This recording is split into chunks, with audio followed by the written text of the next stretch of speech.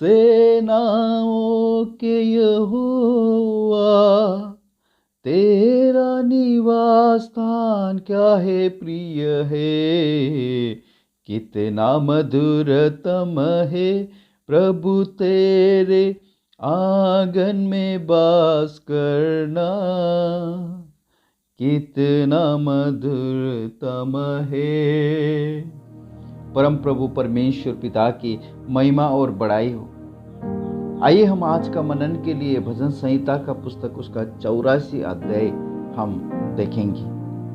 हे सेनाओं के यहोवा, तेरे निवास क्या ही प्रिय है। मेरा प्राण यहोवा के आंगनों की अभिलाषी करते करते मूर्छित हो चला। मेरा तन मन दोनों जीवित परमेश्वर को पुकार रहे। हे सेनाओं के यहोवा, हे मेरे राजा और मेरे परमेश्वर, तेरी बेदियों में गौरियों ने अपना बसेरा और सुपाबेनी ने घोंसला बना लिया है, जिसमें वो अपने बच्चे को रखे। क्या ही धन्य है वे जो तेरे भवन में रहते हैं, वे तेरी स्तुति निरंतर करते रहेंगे। परम प्रभु परमेश्वर पिता को महिमा और बड़ाई हो। यहाँ पर हम देखें तो भजन संहिता 42 अध्याय के समान ये भजन भी गौरवंशियों ने लिखा हुआ भजन है, जो परमेश्वर का उपस्थिति का बड़ी अभिलाषी होने को दर्शाता है। उसका पहले वचन में, हे सेनाओं के यहोवा, तेरा निवास क्या ही प्रिय है। और इतना ही नहीं है, कम से कम आंगन के लिए यहाँ पर तड़पते है। आप देखिए, मेरा प्राण यहोवा के आंगनों की अभिलाषी करते करते मूर्छित हो चला। आज के इस वर्तमान पीढ़ी में भले ही कुछ भक्त होंगे इस तरह से परमेश्वर को उपस्थिति का खोजी करने वाला, और वंशियों का जीवन में हम कैसे देखते, उसका 2 वचन, मेरा तन मन दोनों जीवित परमेश्वर को पुकार रहे। भजनकार अपना सारे प्राण और सारे मन से परमेश्वर को पुकारने के लिए यहाँ पर खड़ा हुआ हम देख सकते हैं। यिर्मयाह का पुस्तक उसका 29 अध्याय का 13 वचन में, तुम मुझे ढूंढोगे और पाओगे भी, क्योंकि तुम अपने संपूर्ण मन से मेरे पास आओगे। व्यवस्था विवरण के पुस्तक उसका 4 अध्याय में हम पढ़ेंगे तो परमेश्वर यहाँ पर इस्राएलियों को एक बात कहते कि मुझे मालूम है, अगर तुम उस देश में पहुंचकर बहुत दिन बैठते बैठते तुम मुझे भूल जाओगे।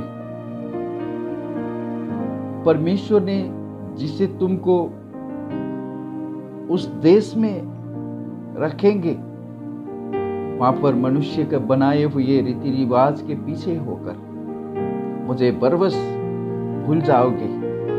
उसका 29 वचन में कहते, परंतु वहां भी यदि तुम अपने परमेश्वर यहोवा को ढूंढोगे तो वो तुमको मिल जाएगा। शर्त यह है कि तुम अपने पूर्ण मन से, अपने सारे प्राण से उसे ढूंढो।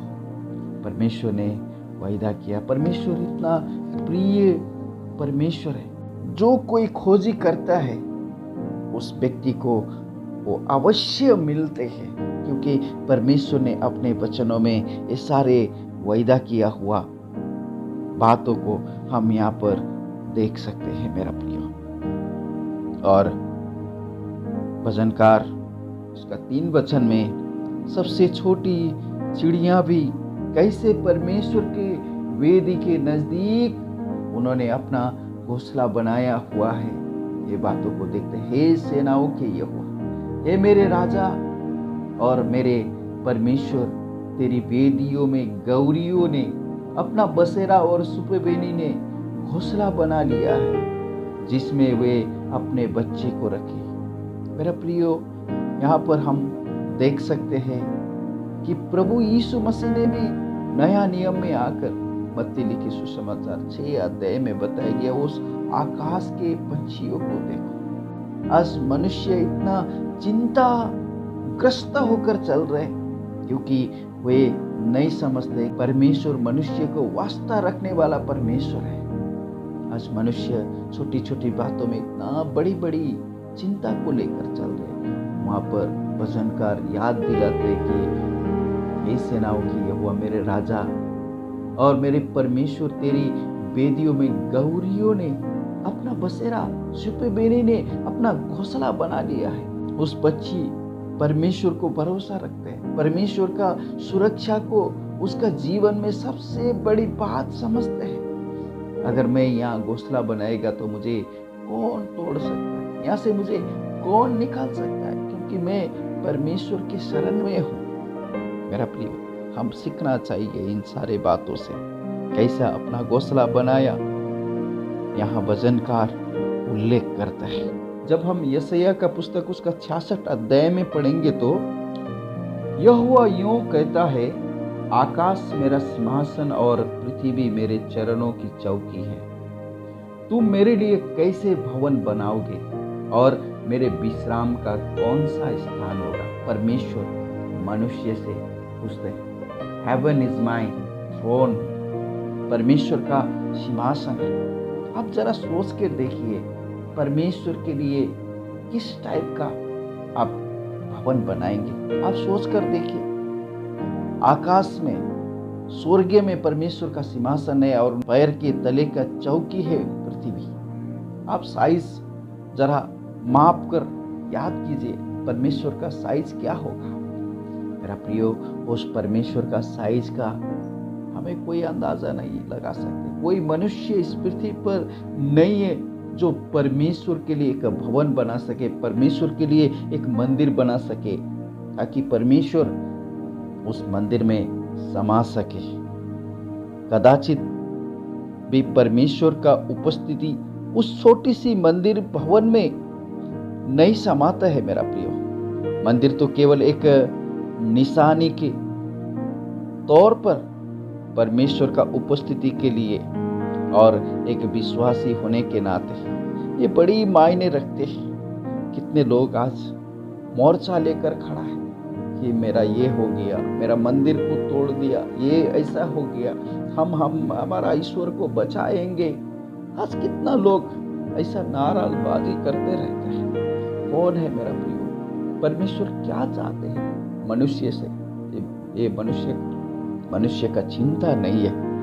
मनुष्य अपने ही बनाए हुए उस रीति रिवाज का स्वाधीन होकर, उसका मालिक होकर चलते रहते हैं। इवन प्रभु यीशु मसीह ने संसार में आते समय एक बात बताया प्रार्थना में। आज कईयों मसीह लोग ये प्रार्थना करते हैं, हे पिता, जैसे आपका इच्छा स्वर्ग में पूरा होती है वैसा ही इस पृथ्वी पर आपका इच्छा पूरा हो। कौन चाहते हैं मेरा प्रियो, केवल उनका एक छोटे बच्चों के समान एक कविता को पाठन करते हैं, वैसा ही उस बातों को पाठन करके आज का पीढ़ी का मसीह लोग ऐसा चलते हैं।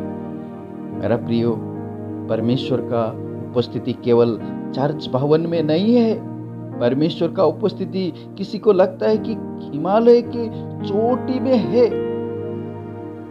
उनका उपस्थिति रहते हैं बोलकर लोग समझते हैं, परंतु सच्चाई में परमेश्वर ने वायदा किया है कि इस युग का अंत तक मैं तुम्हारा साथ हूं। जो कोई उन पर भरोसा करते हैं उनका जीवन में हमेशा परमेश्वर का उपस्थिति रहता है। इसका 12 वचन कहते हैं, हे सेनाओं के यहोवा, क्या ही धन्य है वे मनुष्य जो तुझ पर भरोसा रखता है। जो कोई परमेश्वर पर भरोसा रखता है, परमेश्वर का उपस्थिति उनका जीवन के हर पहलू में, हर परिस्थिति में, हर एक अवस्था में रहता है। अब दानियल को देखिए, दानियल जब सिंह का गुफा में थे तब भी परमेश्वर का उपस्थिति वहां था। साद्रक मेशक अबेदनगो के देखिए, वो आग में जलते हुए अवस्था में भी परमेश्वर की उपस्थिति उनके लिए था, क्योंकि प्रभु का वचन में यशायाह के पुस्तक उसका 43 अध्याय में परमेश्वर ने वायदा किया, तुम आग में होकर चलेगा तो भी आग तुम्हें नहीं जलाएगा, और पानी में तुम बहोगे, पानी तुम्हें नहीं डुबाएगा। मेरा प्रिय, आप जरा सोच के देखिए, परमेश्वर का उपस्थिति का खोजी करने के लिए मनुष्य कहाँ कहाँ आज भटकता है। उसका 5 वचन कि क्या ही धन्य है वे मनुष्य जो तुझसे शक्ति पाते हैं और वे जिनको सिय्योन की सड़क की सुधि रहता है। मेरा प्रियो, दिन प्रतिदिन आज कुछ भक्त लोग, परमेश्वर का आवश्यकता लोग आज परमेश्वर का इच्छा को खोजी करने के लिए, सिय्योन का सड़क के खोजी करने के लिए हमेशा उनका जीवन में रात दिन उसमें लगा देते हैं। परमेश्वर क्या चाहते हैं, परमेश्वर का इच्छा को जानने के लिए आज कितना लोग तड़पते हैं। 6 वचन बताए, वे रोने की तराई में जाते हुए उसके स्रोतों का स्थान बनाते हैं, फिर बरसात की अगली वृष्टि उसमें आशीष ही आशीष उपजाती है। वे बल पर बल पाते हैं, उनमें से हर एक जन सिय्योन में परमेश्वर को अपना मुंह दिखाएगा।